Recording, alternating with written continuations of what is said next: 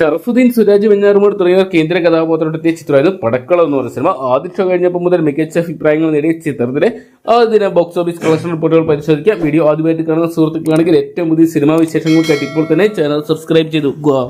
Sharafuddin, Suraj Venjaramoodu, Sandeep Pradeep, Niranjana Anoop, Sai boy തുടങ്ങിയവരെ കേന്ദ്ര കഥാപാത്രമാക്കി Manu Swaraj direct ചെയ്ത ചിത്രമായിരുന്നു പടക്കളം എന്ന് പറയുന്ന സിനിമ. മികച്ച അഭിപ്രായങ്ങൾ തന്നെ ചിത്രത്തിന്റെ ആദ്യ ഷോയ്ക്ക് നേടിയെടുക്കാൻ സാധിച്ചിട്ടുണ്ടായിരുന്നു.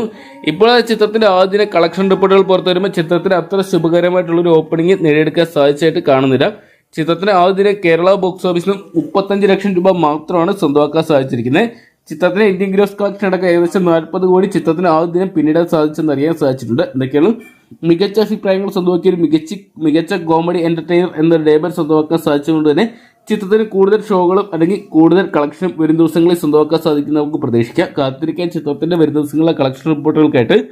പടക്കളം എന്ന് പറയുന്ന ചിത്രം നിങ്ങൾ കണ്ടിട്ടുണ്ടെങ്കിൽ സിനിമയെക്കുറിച്ചുള്ള നിങ്ങളുടെ അഭിപ്രായങ്ങൾ കമന്റ് ബോക്സിൽ പങ്കുവെക്കുക. വീഡിയോ ഇഷ്ടപ്പെട്ടെങ്കിൽ ലൈക്ക് ചെയ്യാനും ഷെയർ ചെയ്യാനും ചാനൽ സബ്സ്ക്രൈബ് ചെയ്യാനും മറക്കണ്ട.